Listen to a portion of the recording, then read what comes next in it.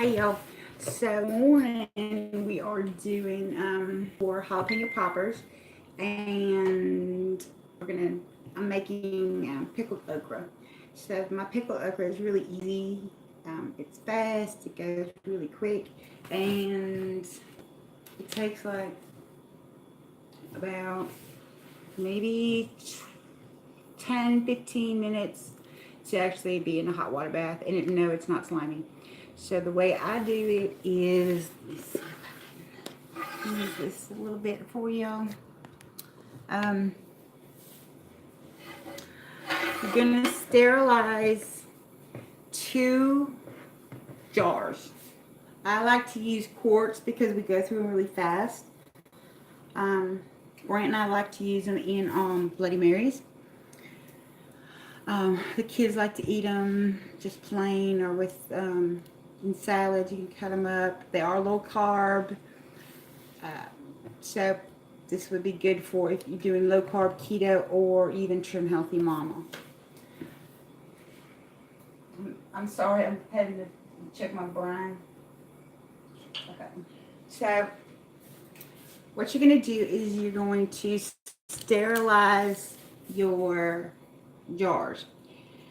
You're going to wash them really well in hot sudsy water, rinse them, and then put them into a large container. I use a stock pot because it's taller than my jars, and it'll cover them with at least 2 inches of water.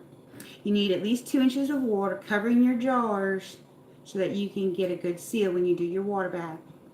You go ahead and leave them in the water after it starts boiling for about 10 minutes, and then you know they're sterilized, and then you can take them out. I like these tongs to use. It's easy to pull out your jars. That Ball has a little kit that comes with everything that you need if you're going to start canning, and it's got like a lid, a magnet, so you don't have to dip in the water with your finger or a spoon and do it. So after you get your jar sterilized, then I set them out on the counter. I tip them upside down and put them on a clean cloth on the counter, and I prep my okra, or sometimes I do my okra while the jars are sterilizing. For the okra, you want to get really tiny little pods. They're really tender. You don't want them any bigger than your finger, however long your finger is, and don't include your nails if you got nails on. Those are going to be the most tender, and then you're going to trim the tops. You don't take the actual top off, but you're going to pull most of the stem off, and those are really easy to do. Into the jar, you want to put your seasonings. Some people put their seasonings and stuff like that into their brine. Personally, I don't do it like that, but I have seen people do it. So into after you pack it full, pack it really tight with your okra. Put some upside down. I start upside down, and then I layer them right side up, and then smush them in easier. It's kind of like matching a puzzle when you do it like that. So gotta get them packed in there really tight because they will float up and you'll get a lot of dead space. So pack them in there tight, and then you're going to put 1 tablespoon of pickling spice into each jar. You can make your own, or you can buy. I just had some that was already store bought, so I just went ahead and put that in there, and I only used 1 tablespoon. And then I added 1 teaspoon of dry dill, a half a teaspoon of dry peppercorns, a teaspoon of mustard seeds, a half a teaspoon of red pepper flakes, a teaspoon of garlic cloves mashed up. I chop mine up. And then to make it a little bit spicier, I put in 1 jalapeno. And I just got them straight out of the garden. And just make sure you wash them really good. And then cut the top, the stem off really close. But you don't have to cut it open. Just cut it off real close. Then once that's in there, then you're going to get your brine. The brine is really easy. It is 2 cups of apple cider vinegar, 2 cups of water, and then 1/4 cup of kosher salt. You can use pickling salt. Sorry, y'all. I just realized I need to get my lids.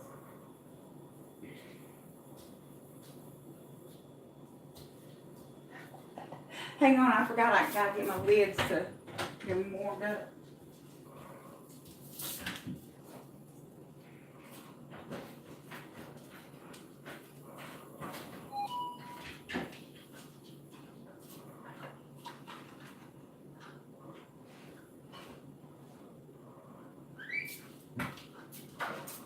Y'all, I'm like scatterbrained.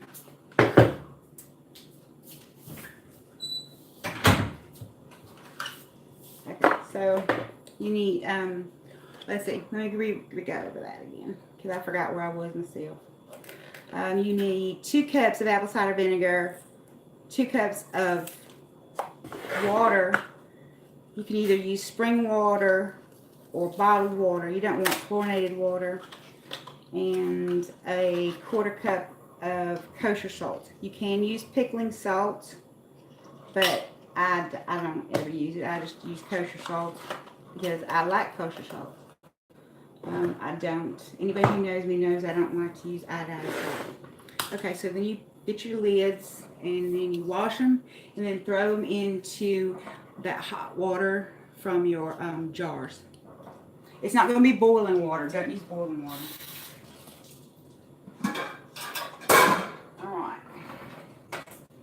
Then that needs to sit in there for just a minute to warm the rings up. Show you this other thing that comes with that ball canning set. You get this, and then you get a funnel too, but you know, I've lost my funnel. I don't even know what the heck I did with it.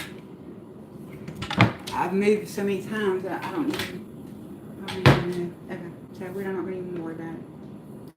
So this is the brine. You bring it to a boil for about 5 minutes. I keep the lid on it, and once it hits boil, then I turn it down too, so it's simmering. But you want a little bit of boil, but not so it's boiling over. Then make sure you use all your utensils are really clean. You just start to pour it over the brine into the jar and go really slow. It helps displace all that air that's in between. It does settle. I know it looks like it's really full. My son Garrett came over yesterday for supper, and we had okra and tomatoes, so he said, oh, I love pickled okra. And that was one of the things on my list, so I thought, well, I better go ahead and make some and knock some out right now while I had it. This is the stuff my mother and daddy-in-law grew.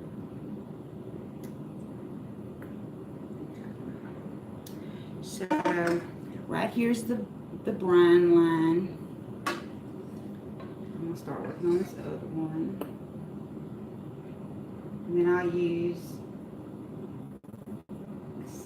like something to poke down in there. Oh, that's another thing you get in there with that in that kit is like this little spatula, a little plastic spatula that you can use to get air bubbles out.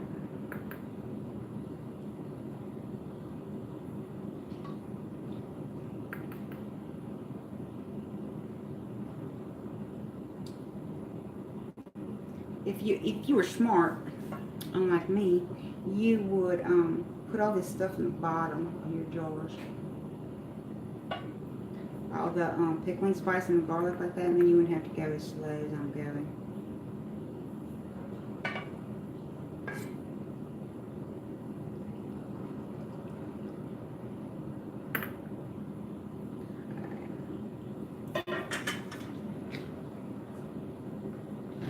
Now, this is going to be one of those things, since I don't know what the thing is. This is going to be one of those times that you do as I say, not as I do. You're not supposed to use metal when you're canning. See, you don't break your jars. But kind of just want to clean along the edge and push your spices down into it. And then push any okra that you didn't get packed in tight, push it down.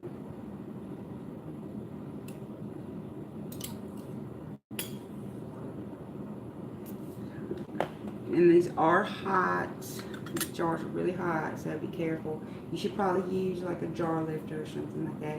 Unless you've been canning for a while and then you have asbestos fingers, so it really doesn't matter to you.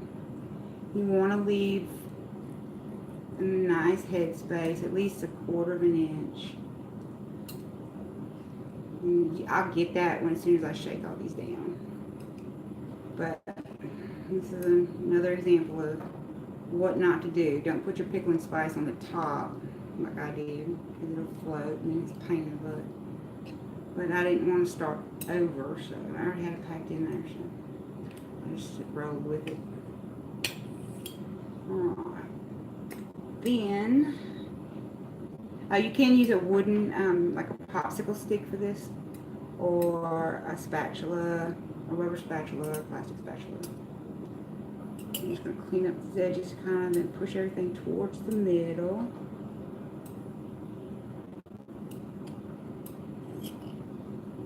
That way when I wipe the rims of my jars, I don't end up with little bits of garlic all over it.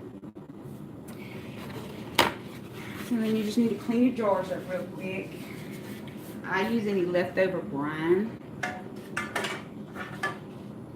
And you're just going to wipe your jar lids.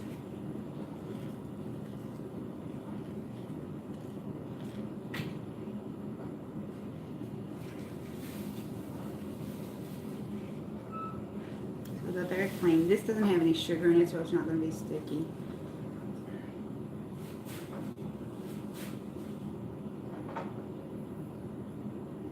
And then you put your rings on.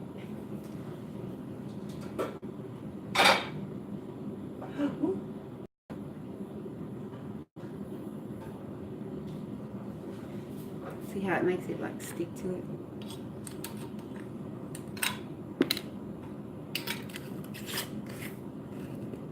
Now I turn mine upside down and kind of give it a little bit of a shake to disperse any of that. Try and get that stuff around.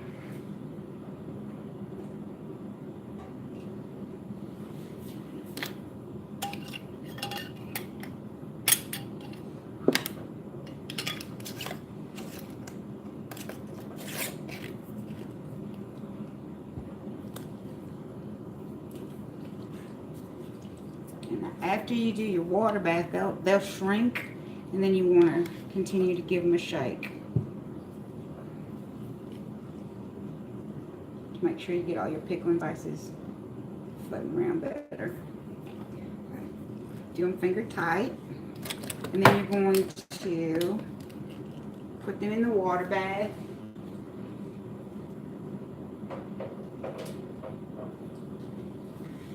I water bath these quarts for 15 minutes.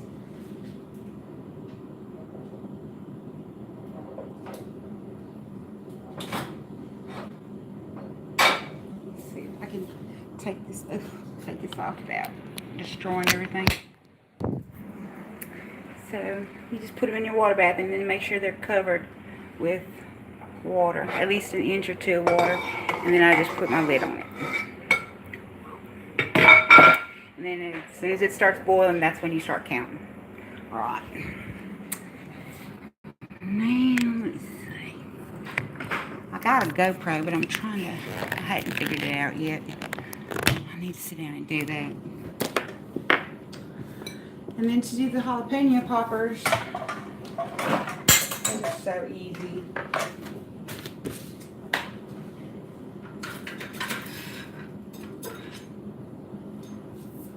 But right now we got a lot of jalapenos coming in. So what you do is you just cut the top off. And then look at them and see how they're going to lay. So they'll lay flat. And cut them in half. And then you can just go ahead and Do them all at one time.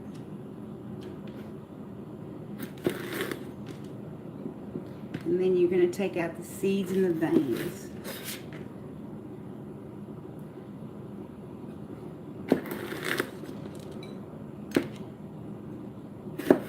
So hey, see if this lays, see how it lays flat, like on this side, it lays flat, but like this, it doesn't, it rolls over.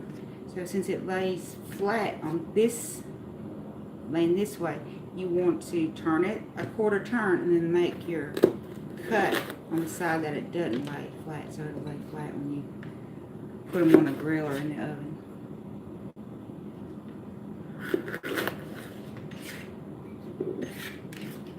All you're going to do is take the veins out and the seeds out, and then you make a mixture of cream cheese. You can use cheddar cheese in it too, and I usually add some like Cajun spice. You just slap your mama or something, and then you just mix it all up and just fill the cavity of the jalapeno with it. And then after that, you wrap it and bake it. I like to do the one also, they're called armadillo eggs, where you take sausage and then you wrap, you fill it full of cream cheese, and fill this cavity full of cream cheese. Then you pack sausage around it, and then you wrap the sausage with bacon. I like to do those too, but I use those for on the grill or in the smoker. They're really good in the smoker. I like to use poblano peppers for that too. If you are not experienced in handling peppers, you probably want to wear gloves. And when you get done, don't rub your eyes or touch your face too much. I'm fortunate that I'm kind of immune to the capsaicin in these, so it doesn't bother me. Well, I mean, it would if I rubbed my eyes, but after you get all these out, then you just rinse them out in your sink, and then you're ready to fill them, and that's it. You just stick them in the oven or on the grill until your bacon is crispy. That's it. Easy squeezy. Thanks, y'all.